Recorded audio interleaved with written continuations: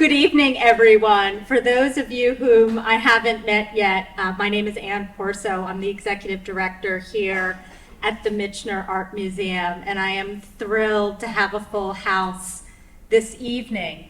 It is a very special year, and as the museum celebrates its 35th year, we also reflect upon the history of our building and its early origins, as well as the history of the land upon which the museum sits. So allow me to read to you our land acknowledgement. And the Michener Art Museum is on the ancestral and spiritual homeland of the Lenape, and their unbroken relationship to this land has survived forced removal. And as a center for creative expression of the Delaware Valley, we recognize their work as caretakers and creators integral to this region, and we commit ourselves to learning from Lenape culture. And of course, as many of you heard and as many of you read, we are thrilled to acknowledge our sponsors, those who couldn't be here tonight. They're disappointed that they couldn't join us.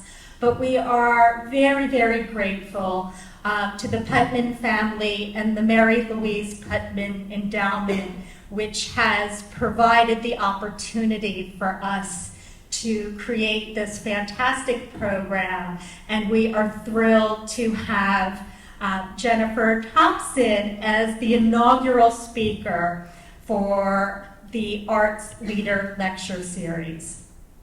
Now, as many of you know, Jennifer is the Gloria and Jack Drosdick Curator of European Painting and Sculpture of the John G. Johnson Collection at the Philadelphia Museum of Art. She's head of the European Art Department at PMA and also a curator at the Rodin Museum.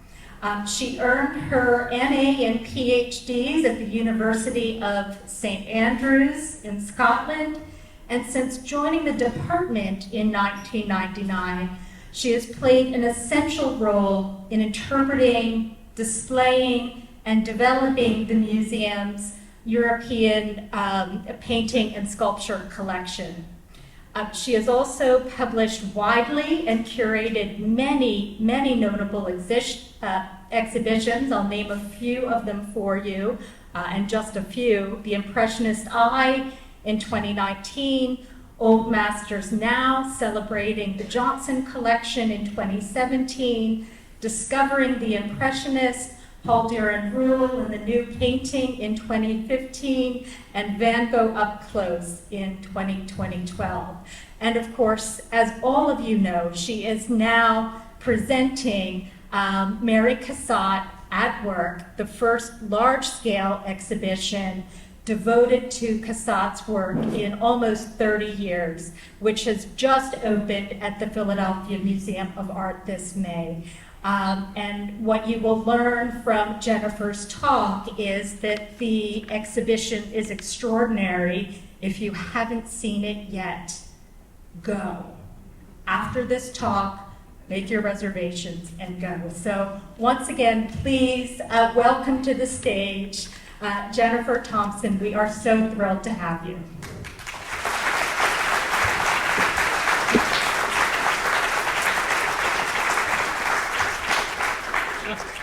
Thank you, Anne, for that warm introduction, and thank you all for joining us this evening. I'm deeply honored to be the inaugural Putnam lecturer, and I'm thrilled to be here tonight to speak with you about a Pennsylvania-born Impressionist. In May 1913, Mary Cassatt undertook to make a Kodak out of doors. And in it, we see the 69-year-old painter, printmaker, and pastelist seated in the middle of a garden path, a sun umbrella propped up against her chair. She would send copies of this photo to her friends in the United States, warning them that they would be surprised about her appearance. As she wrote, "I have overlooked my bodily welfare, but I have worked so hard besides, and nothing takes it out of one like painting." Cassatt was notorious in her younger years for dodging the camera. And so it's quite ironic that in the last few decades of her life, she allowed photographs such as this one to be taken. And far from being annoyed by this documentation of her physical appearance, Cassatt actually embraced the idea that her aging body reflected years of manual labor in the form of art making. And I think it's particularly striking that this photograph is signed in the lower right corner. She's not the photographer, but she's signing it as if it's an artwork. It's almost as if she's taking credit for her body, for her image. Work animated, frustrated, supported, and engaged Cassatt, who was born in Allegheny City, Pittsburgh in 1844 for more than 60 years. And her biography reveals that Cassatt took work seriously. She attended classes at the Pennsylvania Academy of the Fine Arts in the 1860s, followed by extensive travel and study in Europe. She studied with 7 different mentors alone in France, Italy, and Spain. But Cassatt was obliged to make her own way in her profession in 1878 when her father declared that her art had to pay for itself. And I'm showing you the letter in which he writes back to Philadelphia to her brother Alexander, and he explains the terms of what I somewhat jokingly call the family contract. He writes, and it's in the right column if you have good eyesight, "Moreover, I have said that the studio must at least support itself. This makes Mame very uneasy, as she must either make sale of the pictures she has on hand, or else take to painting pot boilers, as the artists say, a thing that she has never yet done and cannot bear the idea of being obliged to do." Cassatt's family, of course, continued to pay her living expenses, her room and board, but they would no longer pay for her studio rent, for her model fees, or any of her artistic materials. And this challenged Cassatt. I think it spurred her determination. It encouraged her to become a successful artist and a savvy businesswoman. It's no accident, I think, although it may seem like a surprising choice, that the following year, in 1879, she stops submitting paintings to the Paris Salon, which was the accepted venue each spring in Paris where thousands of artists would show their work. And instead, she threw in her lot with a much younger, more independent, quite varied group of artists that are today known as the Impressionists. And she joined them in their 4th of what would be 8 group shows. But as a woman artist, active in the 1800s, and even from a distance, a member of Philadelphia society, it was vital that Cassatt demonstrate her professionalism. Since affluent, middle-class women like Cassatt were encouraged to take up watercolors or music making as hobbies, sort of amateur activities that would demonstrate their education, their status, and their skill prior to getting married. But Cassatt, as we find in her correspondence, a good chunk of which is in Philadelphia at the museum, she mentions work over 75 times in her letters. And just as one example, she wrote, "I work, and there is the secret to anything like contentment with life." Her family would also talk about work just about as many times. And her parents, by the mid-1870s, were living with her in Paris, and they were writing back to Philadelphia to her brothers. And in their correspondence, we find all kinds of statements like, "Aunt Mary is at her studio. Mary is working away like a beaver preparing for her next exhibition." Or, "Mary has had an unusual fit of idleness and has not put brush to canvas these 2 months." And all of these sort of notes offer a glimpse of the day-to-day sort of rhythms and challenges of Cassatt's work. And they help to inform the exhibition that you can see now at the Philadelphia Museum of Art.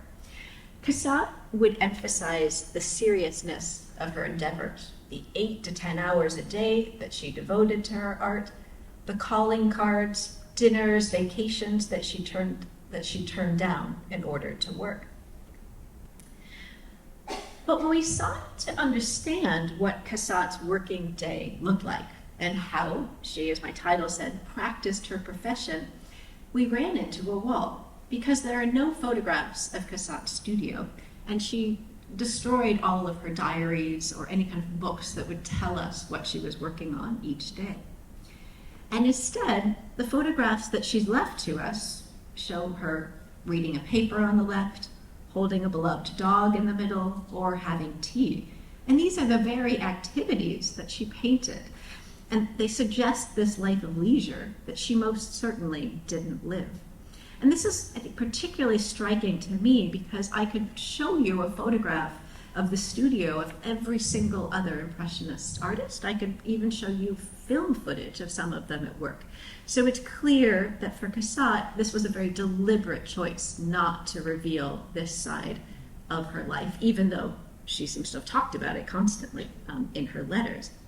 She leaves one telling statement, and that is, what one would like to leave behind one is superior art and a hidden personality. And so that inspired my colleagues and me to begin to think about how Cassatt pursued her work. What techniques did she employ? What materials did she use?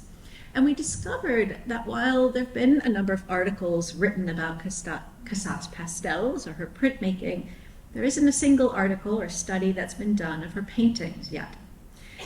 And so that inspired us 3 years ago to make a close study of the 84 Cassatt works that are in the Philadelphia Museum of Art collection. We unframed them, we brought them into the conservation studios, we looked at them in the company of artists, conservators, student summer interns, art historians, in order to try to build a picture of how Cassatt went about her artwork. And so my talk this evening is going to build and share with you some of the discoveries we made. We'll talk about how Cassatt developed her subjects, the changes she would make to her images, and the completion, exhibition, and marketing of her works. And in doing so, I hope to shed light on how one Impressionist artist built her career and maybe suggest some of the legacy it might have offered to other artists from this region. I'm going to start, though, with a description of picture making that Cassatt relayed to her close friend, Louisine Havemeyer, a New York collector whose extraordinary Impressionist collection is really the heart of the Metropolitan Museum of Art's collection today. So Havemeyer recalled Cassatt telling her, "I doubt if you know the effort it is to paint, the concentration it requires, to compose your picture, the difficulty of posing the models, of choosing the color scheme, of expressing the sentiment and telling your story, the trying and trying again, and oh, the failures when you have to begin all over again, the long months spent in making effort upon effort, sketch after sketch. Oh, my dear, no one but those who have painted a picture know what it costs in time and strength." So what might all that mean when we look at Cassatt's work? I'm going to start with this pastel that is worked on a canvas. It is one of the works that Cassatt sent to the very first Impressionist exhibition that she participates in 1879. You might be able to see immediately, she's worked every single inch of this canvas. She's filled it with rich color. And I think, perhaps, I hope even from the back, you can see that there's a strong sense of the artist hand here. You can see her working the individual pastel crayons. You might be able to see what look like crayon strokes or various marks that give us a sense of Cassatt at work here. One of the striking things that we tried out when we were working on the exhibition was to try out X-ray pastels, because we could see that on the far left side, they're on the sort of lower half. They're I'm just going to see if I can pull up a pointer. Oops, maybe not inches. So on the far left side, we could see that there was something going on that didn't quite make sense to us. So we developed a system for x-raying pastels at a very, very sort of low level. And as I hope you'll be able to see in the image on the right, the fan was initially almost fully opened. And then Cassatt changed her mind and starts to close the fan. And by closing the fan, she gives us a great deal more of the theater. She gives us a sense of the architecture, those sort of sweeping sort of balconies behind the woman. Yet she retains the function of the fan as something of a screen that doesn't allow us to entirely see this woman's face. It gives her a degree of privacy as she's in this theater box. There's also a wonderful sense of the fan as being a kind of central object in this picture. We've discovered that there is paint, not pastel, but paint underneath the fan. We think she may have worked with distemper, which is a type of paint that is mixed with glue and it's applied hot. It's a very difficult material to work with because if you make any mistakes, it immediately dries and it forms a crusty surface. So there's some suggestion that Cassatt may have tried to scrape it off, was unsuccessful, and then instead took her pastels and was able to cover up that fan. But the impact of having paint as an underlayer for that fan means that it becomes something of an object that stands proud of the surface. And within the context of the 1879 Impressionist exhibition, this takes on even more significance because many of her peers, such as Degas and Pissarro, decided to actually exhibit fans in the show. So we can imagine that Cassatt is trying to sort of make a fan as an object, but also make it as part of a complex picture in this work. The year after doing that pastel, Cassatt embarks on printmaking. We think she may have dabbled a little bit in printmaking before that, but she launches herself in 1880. And I think for many of you, it might come as a surprise that Cassatt made prints at all. She, in fact, had one of the most sustained careers in Impressionist printmaking, far exceeding Degas or Pissarro in their output.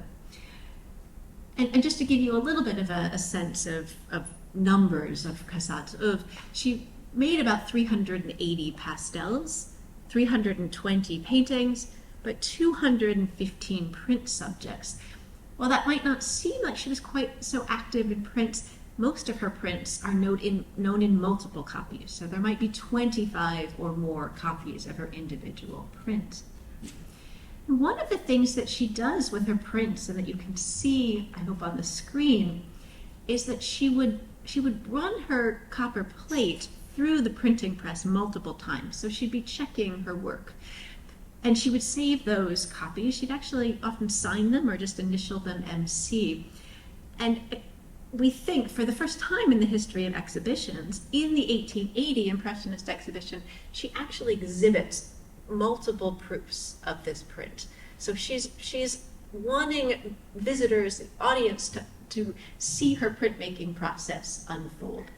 And as I hope you'll be able to see, even though there's a great deal of fine detail in these prints, one of the things she's exploring here is that sense of light and shadow that we started to see emerging in the pastel of a woman in a loge. And we see that this subject is continuing to engage her.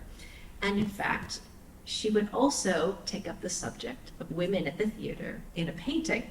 So, I'd like to just sort of help sort of encourage you to think and to sort of imagine Cassatt, who has these images running through her head and who is trying them out in different media and realizing that she might be able to do something in pastel that she can't do in print, or that maybe she could do something in paint as well. So she's using each of her materials to her best advantage.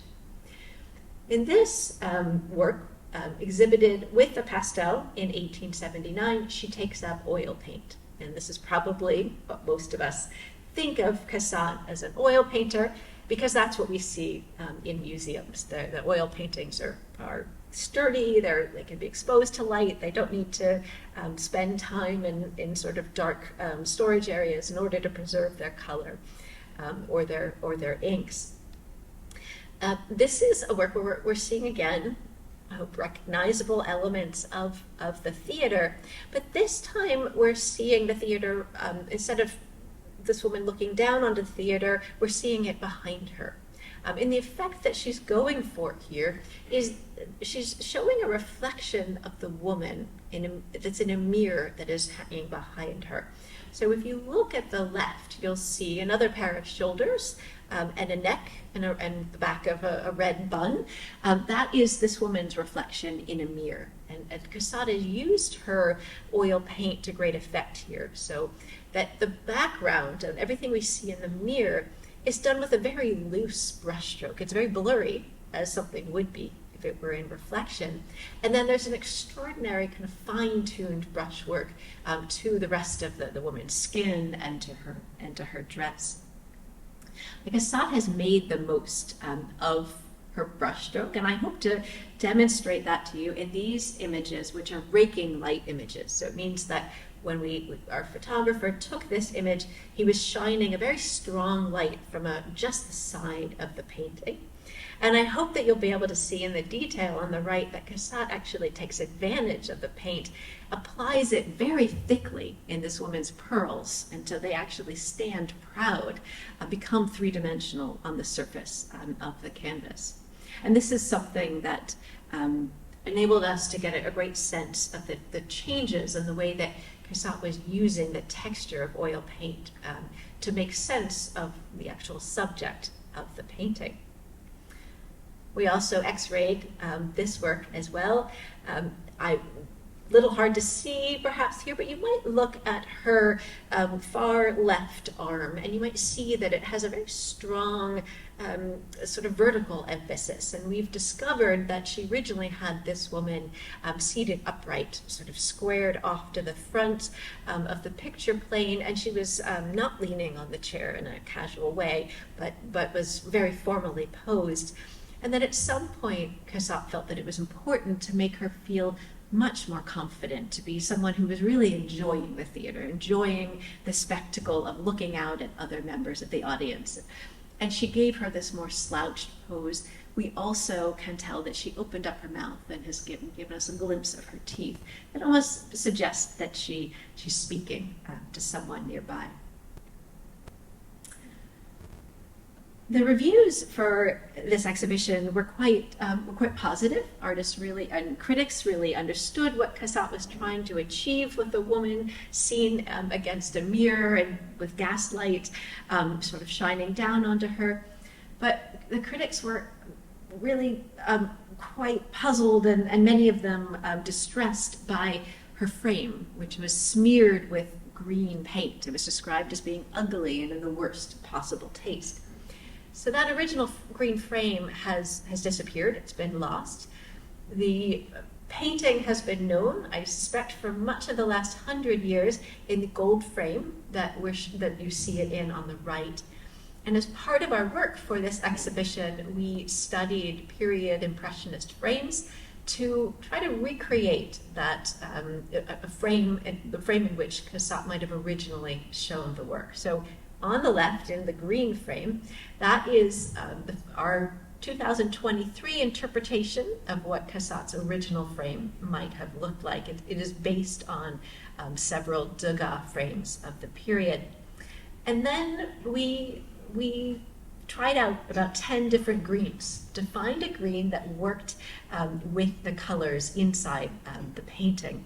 We settled on this sage green, and in the weeks before the exhibition opened in May, a colleague in the conservation department was removing the varnish from this painting.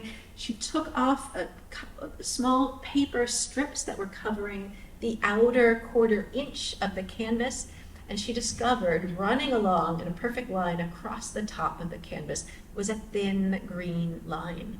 And I'm very pleased to say that it's extremely close to the green that we have here. So we feel like we've just about gotten it right. I would encourage you, though, to go and take a look at it for yourself.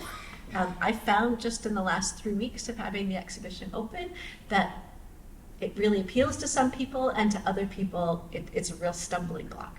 I had a critic from London tell me that it eats up the picture. I'll let you form your own opinion. And then you'll have to watch and see whether we keep it in this frame or whether it goes back into the other room. So our investigation of Cassatt's artwork has revealed that she knew her materials extremely well. And I think that had to do with this extended period of study in Philadelphia and in a number of cities in Europe. She created sophisticated, long-lasting works of art, but she rarely makes meticulous studies in advance. I'm showing you one of the rare instances in which we have a drawing that relates to a painting. And this, of course, is yet another theater subject. I hope you're getting a sense that she was very interested in the subject matter in the late 1870s. This is a very small drawing. It's about this big. It's of a size that would be, came from a sketchbook that she might have put in her pocket. So I think it's quite likely that she was sitting in the theater, which we know she liked to attend, sketching away. So not paying attention to the stage, but using it as an opportunity to sketch out ideas for future pictures. Another example of what I might describe as a kind of restless creative process is revealed in a number of objects that are on the screen. These were all done in the summer of 1880. So this is the year after she's had a very successful debut with the Impressionists.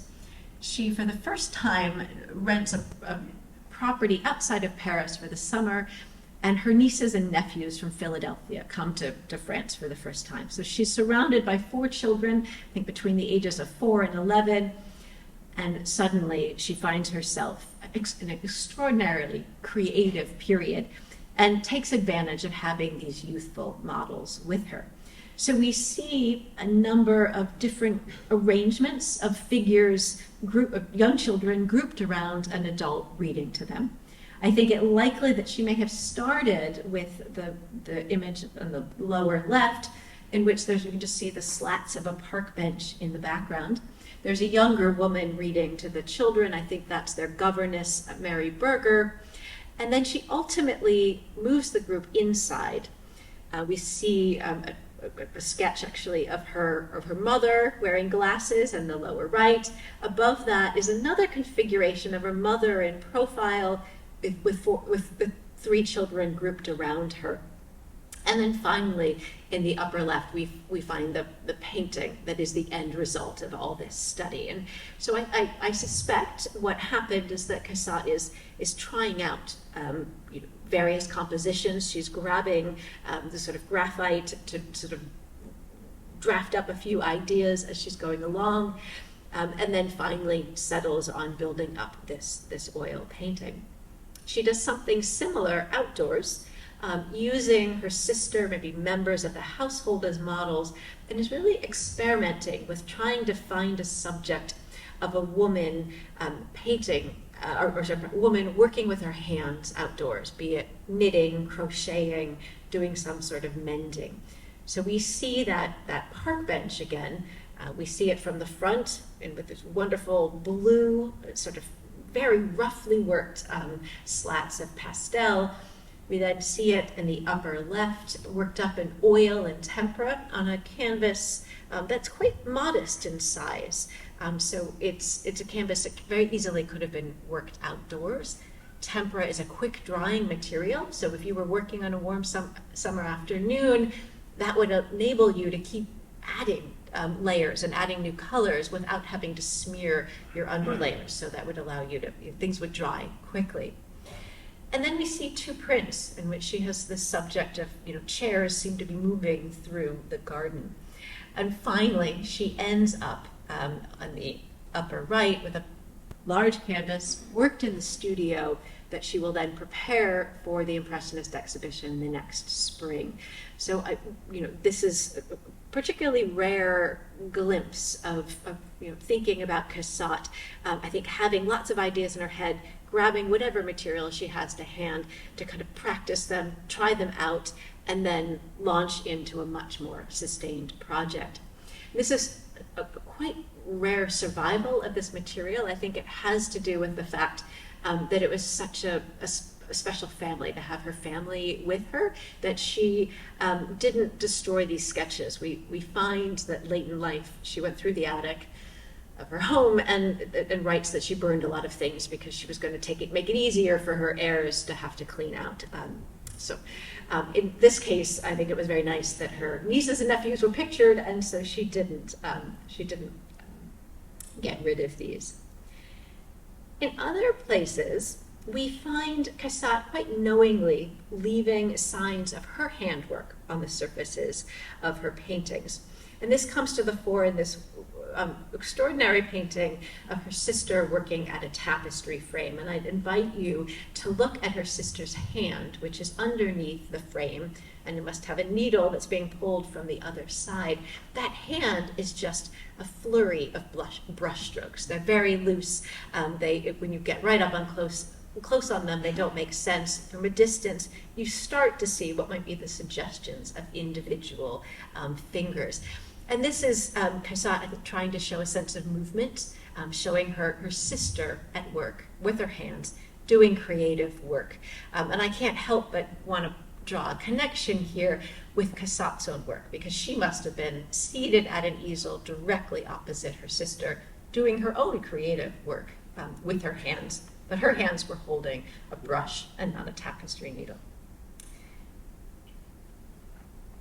I'm going to turn to printmaking and just make a few observations about print. I've not had the privilege myself of dabbling with print. Maybe some of you have.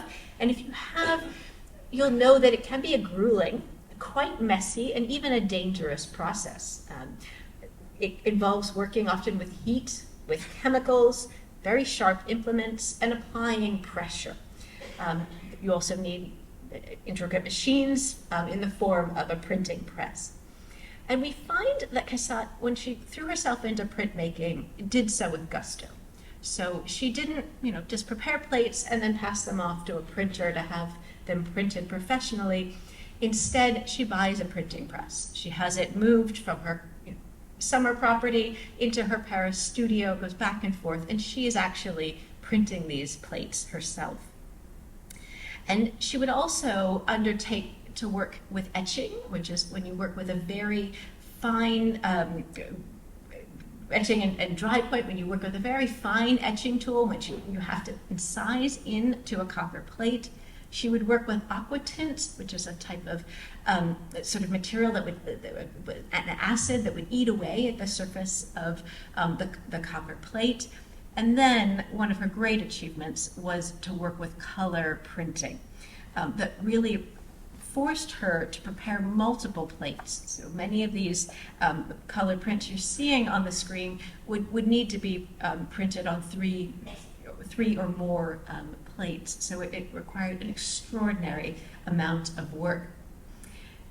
You might think and see some Japanese influences in these 10 images, and you would be absolutely correct.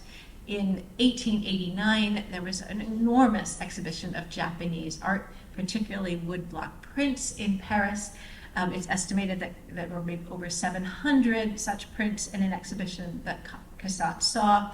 She dragged her friend Bert Morisot to the exhibition and wrote that she could no longer think of anything else but color on copper. But Cassatt was not taken with woodblock prints, so she's borrowing Japanese imagery, this sort of sense of color, of line, of pattern, but she's not going to produce the prints in the same way that the Japanese did.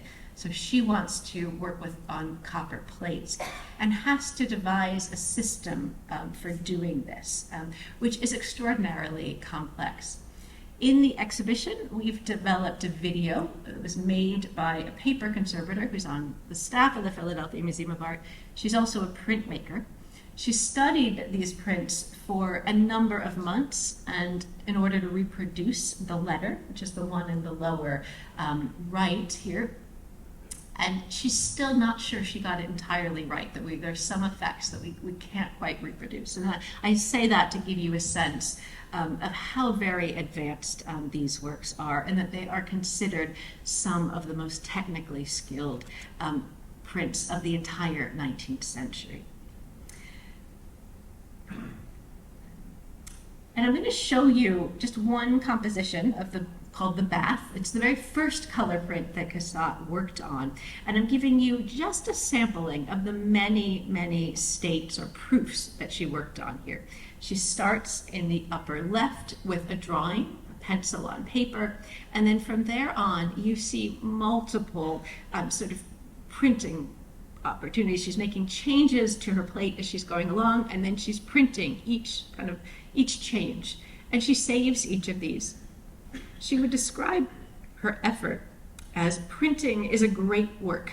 Sometimes we worked all day, 8 hours, both as hard as we could, and only printed 8 or 10 proofs in the day.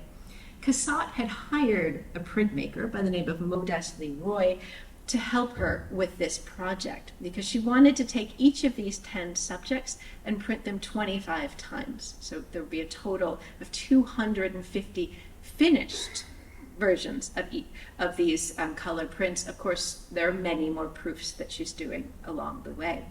So Cassatt conceived and designed the subjects. She sketched the compositions in graphite. And then Leroy helped her handling the multiple plates, probably doing a little bit of the printing press, the actual printing and rolling of the press himself. But in a particularly unusual gesture for the time, Cassatt inscribes her name along with Leroy's in graphite underneath the first 10 copies of the print. And in this sort of gesture, she's giving us evidence of Leroy's own working process. So she's giving us evidence of his labor here. We find labor coming into Cassatt's work in many other ways, however. And one of the sort of striking things that have emerged from our study is a real appreciation for the way that she depicts sitters' hands. And in this work, our first glance goes to the child's sort of grumpy, sleepy face, and then which is sort of directed up at this woman, sort of in annoyance. And then from there, I think our eye is drawn down to her hand in a basin. And I've always been very taken by this hand, by the sense of detail to it, to the clarity of these fingers, in contrast to the foot that we see, that little foot that we see adjacent to it, that is quite blurry and seems to just be a handful of strokes worked together. And in this sense of giving all this attention to the woman's hand, I think Cassatt is deliberately drawing our eye back to the woman's activity and back to the labor that she's doing, which is getting ready to give this child a bath. And that in these subtle ways, Cassatt is taking what we can think of as being very sentimental images of mothers and children, or children and their caregivers, and it's sort of smuggling in this imagery and paying attention and being mindful of the work that women were doing in the world around her. Of course, there are wonderful images as well of very tender moments between children and their caregivers. This is a slightly later example of Cassatt's pastel work with an extraordinarily exuberant wallpaper behind these two figures that are engaged in such a tender embrace that their faces, their profiles have been completely sort of folded into one another. Showing you a series of dry points. This is where Cassatt is using a very, very sharp tool to incise into the copper plate. You cannot make a mistake when you're doing a dry point. It is very revealing of your drawing technique. Cassatt uses this in a wonderfully spare but very directed way. And I think in some of these images, you do find a sense of maybe the exhaustion of caring for a child. I think particularly in the eyes and the facial expressions of the two women on the right, we see Cassatt being attentive to the work involved in raising children. She also is quite open about showing the sort of physical work of nourishing a child through breastfeeding in an extraordinary pastel. pastel that almost looks like a painting in the richness of its color and its velvety surface. But by 1894, Cassatt was so successful as an artist. She was successful in marketing her materials and finding a dealer, Paul de Radurel, who would sell her work, that she was able to purchase a country house outside of Paris, the Château de Beaufresne. It was a 17th century hunting lodge that was on quite a large park with a pond. And she would make a very large sort of painting studio in the house itself, and there was a small building on the site where she had her printing studio created. And she would use this as a site for extraordinary creative activity in the years to come. So I think this is an example of a work that is painted on the lawn at Beaufresne. Another image which called Maternal Caress. We wrestled with this title as we were preparing the exhibition, wondering if a caress was really what was happening here. I think all of us, or many of us who've held children, have been experienced those exploratory fingers that poke and prod you. And so wonderful, Cassatt has a wonderful eye for observing these interactions, and has in particular, I think, given us a sense of that woman's hand that is just holding the child's hand at bay.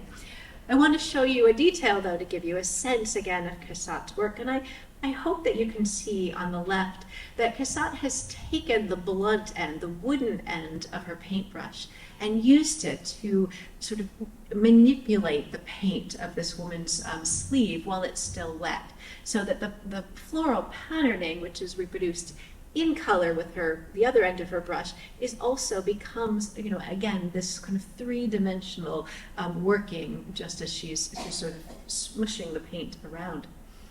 On the right, we see another X-ray that we made. You can see the woman's sort of circular hand, and I hope just to the left of it, you'll see a white area. And that's evidence that she originally painted this child with a white sleeve that went all the way down to its wrist. She decided to eliminate that and to really emphasize this kind of skin on skin, the sort of intimacy, but the firmness of the woman's touch here. She shows women engaged in a variety of activities, not just the caregiving, but reading. Here we see a group sort of teaching the younger generation to read. Cassatt is particularly interested in showing women as sort of intellectually engaged individuals, and showing their position in society and the important role that they would play. This was a wonderful pairing that we were able to bring together in the exhibition, showing how, on the left, essentially how Cassatt is drawing directly onto her canvas. So she's not using any form of underdrawing with pencil, but is going straight to canvas with her brush.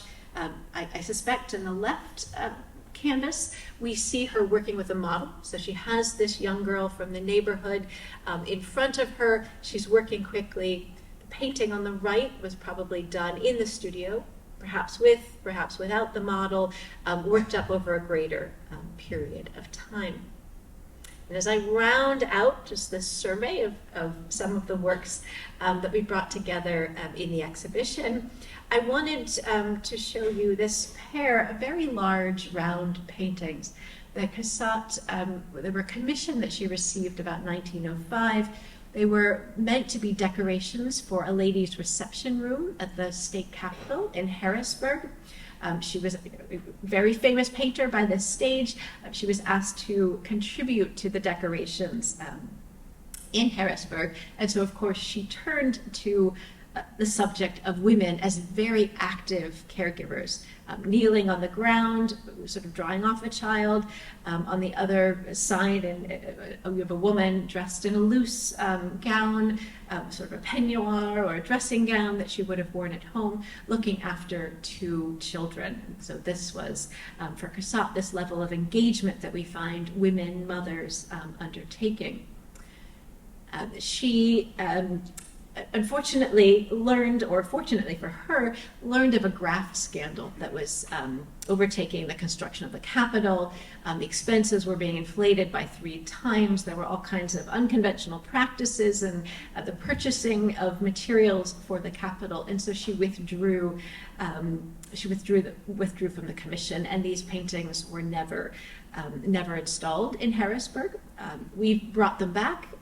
So they're reunited for the first time in our exhibition, which we're excited to do. I think it is also a moment in thinking about perhaps what Cassatt's legacy is in this region, or what it might have been had these works actually been installed in Harrisburg. And I just want to conclude by considering a little bit Cassatt's legacy. As we've seen, she was reticent about sharing much of her practice or having her studio photographed. She also doesn't seem to have been particularly welcoming to pupils, so she didn't have any sort of students who were working with her. She offered the occasional piece of advice. We know that she gave boxes of pastels to younger artists, most notably Carol Tyson of Philadelphia, and also Elizabeth Wentworth Roberts, who was one of the Philadelphia 10.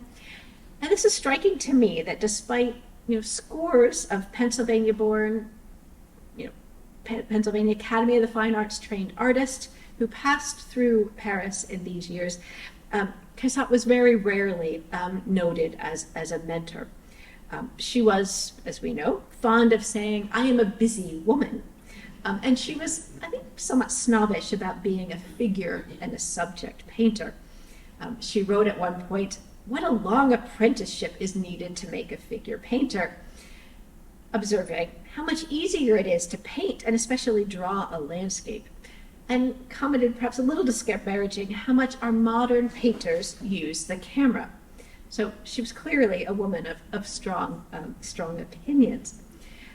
She was not involved in the creation of the Philadelphia 10, 6 of whom are seen on the slide, a female artist society based in the city that would grow to encompass 30 members and would exhibit together for 3 decades. Cassatt was never particularly fond of showing her work in women's groups or women's exhibitions. She felt very strongly that her work should be shown alongside her male colleagues. Nevertheless, of course, for the Philadelphia 10, showing their work together was an extraordinary way of drawing attention to their work. Her contribution to the field, and perhaps to younger artists, might be seen in the way that some of this sort of feminine domestic subject matter gets picked up by other artists within her lifetime, including these 2 members of the New Hope School. I'm struck by Elizabeth Price's happiness to be photographed at her easel in this photograph of her at work. I'm showing you her work picking potatoes, which I find has a really nice emphasis on the work of, I like the woman is bending over at this labor, and wondering if some of the emphasis that we find in Cassatt's work and that of her peers on thinking about labor might find its way into the work of other artists. And then, of course, I can't finish without showing other readers by Daniel Garber. But it's still something of a challenge to kind of understand more fully Cassatt's contributions to Impressionist painting in this region. And I think it might, in the end, lie with something like the significant memorial exhibition that was held in Philadelphia just following her death in 1926. I'm taken by this image of the exhibition, which seems to be almost solely attended by school groups that are all boys with a few female teachers in there, and of course, it's fascinating to see the little boy, or the boy on the far right, who's peering at the camera. And ultimately, so many of, I mentioned at the beginning, so many of Cassatt's works have ended up in local collections, but Cassatt was also very, very actively engaged in encouraging American collectors to buy the work of the French and Impressionists, and to do, not only to acquire Impressionist works, but to give them to museums. And so in many respects, we may owe more to Cassatt as a tastemaker, as a collection maker, than perhaps as a painter who's left a strong legacy in this region. She wrote, "I'm always trying to find good works to send home." And it's largely thanks to her that we have such a strong French Impressionist collection at the Philadelphia Museum of Art. And her point there was that they would serve as inspiration to local, younger artists at work. So, thank you.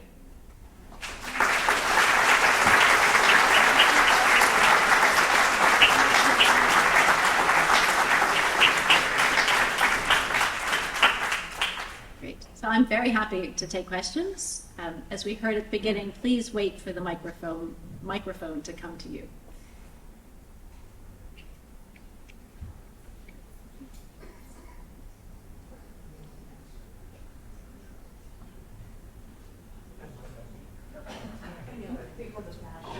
I'm curious, what was the reaction of male impressionists to Mary Cassatt at a time? That's a great question. So one of the striking things about the Impressionist movement is that there are a number of female figures who were active in that group. So Berthe Morisot was an artist who was exhibited with the Impressionists, her male colleagues from the very start. They seem to have an extraordinary sense of sort of equality and work together to produce these exhibitions. Now, Cassatt's male colleagues could go to bars and have conversations about art. Her female, the women members of the group, Cassatt or Morisot, it was not appropriate or proper for them to be in bars and in sort of more casual conversations like that. But when we look at the organization of the exhibition, when they're finding a venue, when they're advertising it, when they're putting the catalog together, they're looking for artists to exhibit with them. It's very much a shared responsibility, and they're extremely cordial to each other, and certainly Degas, Monet, Caillat, Pissarro, they're treating Cassatt and Morisot as absolute equals. So I think it's one of the first art movements in which in the modern world, in which we find men and women are equal partners. I was going to do a follow-up, if I might. Do you want to do a follow-up? All right, just I know there's another question in the back too. I was going to say, because that is such a contradiction to what was happening in the Philadelphia Ten here in the States at the time, because they struggled so hard to be recognized. And it's really not until just the last 20, 30 years that they have begun to be recognized. Yeah, no, that's yeah, absolutely. That like scholarship on the Philadelphia 10 is, yes, has to kind of catch up in many ways, and so it is, it's true that even in the scholarship on the French Impressionists and the textbooks that have been written over the last 100 years, you might find one picture by Morisot and one picture by Cassatt. So, in terms of the scholarly sort of study of women Impressionists, that's there's still more work to be done. Cassatt, of course, is a very familiar figure in the American world because bulk of her work is now in American museums, it's in American collections. She's been embraced as an American artist.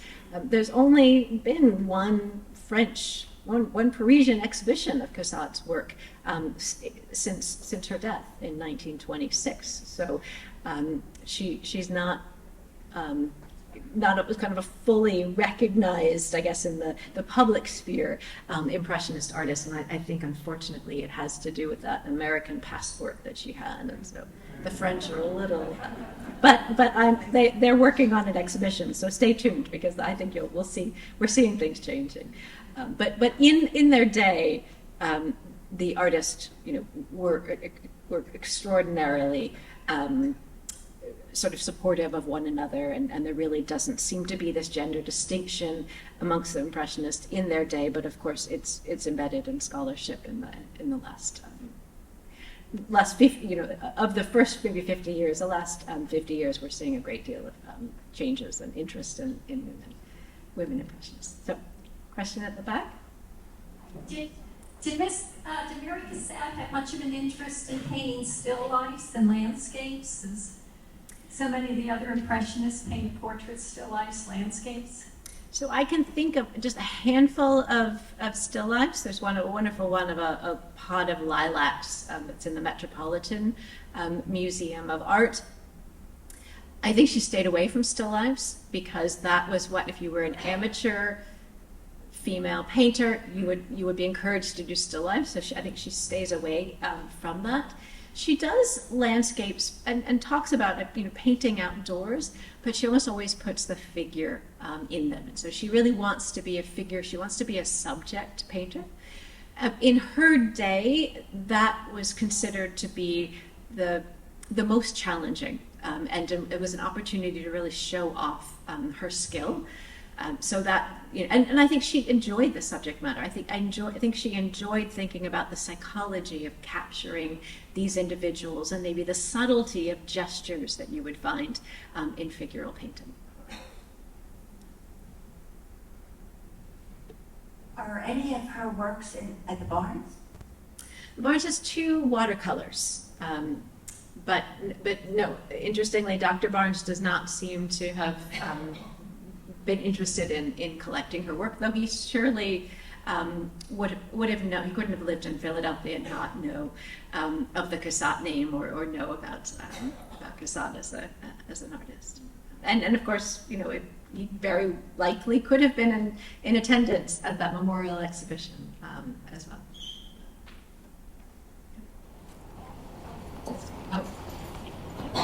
We're going to go back.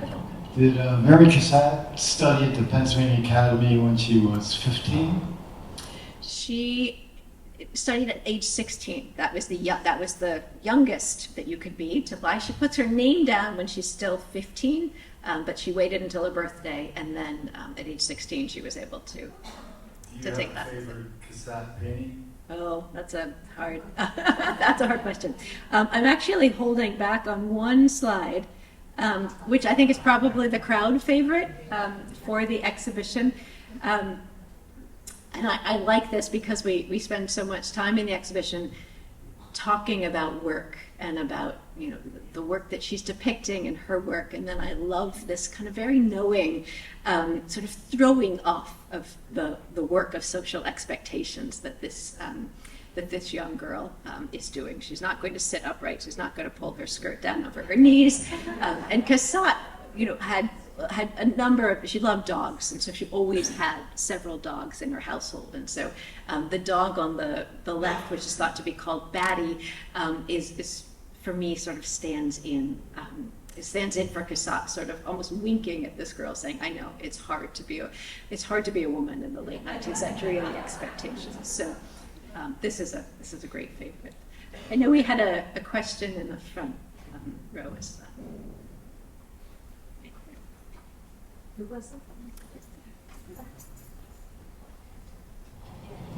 Do we know if Mary Cassatt was in any romantic relationships? And that's one question. Then the other one is, I noticed that most of the art that you showed us included a lot of females and not many males, if any. Sure. The subject of Cassatt and romance is something that, yes, there's lots of speculation. My sense of her is that she was a kind of workaholic. She was devoted to her career. It was a period in which women had to make a choice, essentially, between getting married or having an artistic career. So Berthe Morisot's sister, her elder sister Edma, was an extraordinarily accomplished painter. But when she got married, she had to give it up, and that was for her it was a tough decision to have to walk away from her artistic career because she had gotten married and had a family, and so it was you essentially couldn't do both at that period. Mauriceau was able to get away with it because her husband, who was an artist, gave up his career to essentially run their household.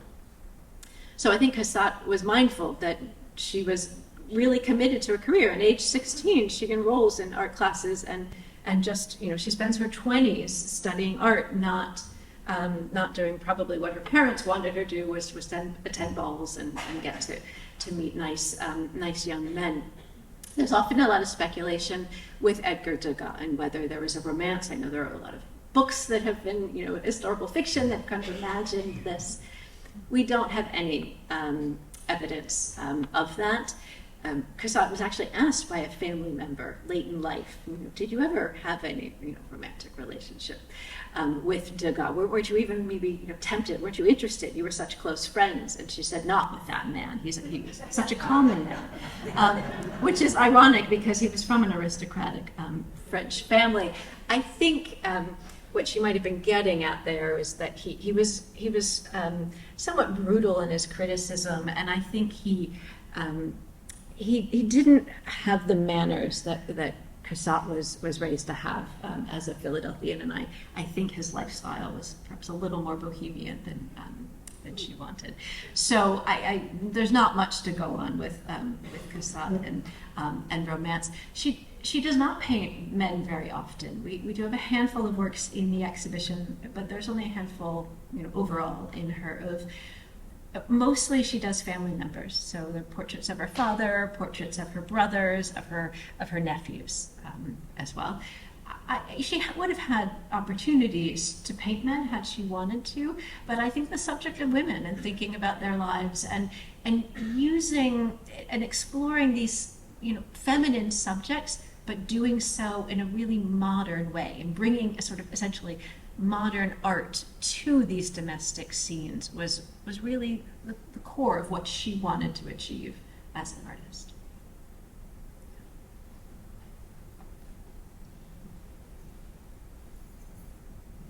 There are several paintings of the opera. Do you think that she was a closet soprano? I don't. Yeah, I know that when she was in the 1870s, the family was said to have attended the opera almost every night, and she would give tips to young Americans traveling about ways they could get last-minute tickets and how you could kind of slip in and how to find seats at the opera. So it's something that she greatly enjoyed in that period of her life. I somehow don't see her singing. It's funny. I can only picture her giving her opinion or doing some sort of art making.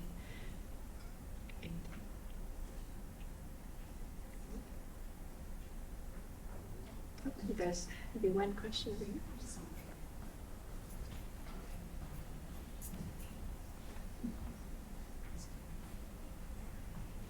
I was just wondering, at what point in her life, I don't think you covered this, did she move from the United States to France? And then you said her parents, did they move with her at the beginning or did they come over later? Yeah, and I did gloss over that because it gets a little hard to follow. In 1865, after 5 years of studying in Philadelphia at the Pennsylvania Academy of the Fine Arts, she goes to Europe for the first time. And essentially from that moment onward, she lives in Europe for the rest of her life. She comes back for a few summers. She has to come back for a year in 1870 because of the Franco-Prussian War, and it's just, she can't continue to live safely as an American in Paris. Her official move to Paris is 1874. Her older sister Lydia, who's the model in some of her pictures, moves to Paris with her so that she can be a chaperone, because it's really not considered appropriate for a woman of Cassatt's class to live alone. And then her parents will join the two sisters in 1877. And then they will live out the rest of their sort of next 20 years of their lives in Paris, which I've always found, I've kind of fallen half in love with her parents through working on this project, because they're such wonderfully supportive individuals, and the fact that when they make the decision to move to France, they are leaving behind their 2 sons and their grandchildren who are in the Philadelphia area. And that's one of the reasons why we have this extraordinary correspondence, is that they were trying to really keep these relationships going while living, a transatlantic life. And then ultimately it is these summer properties, and every summer the grandchildren would come and provide wonderful models for Cassatt. But it also, I think, enabled her to keep her Philadelphia connections, to stay up with Philadelphia gossip, and to really maintain these very strong family ties. I think we've got one more.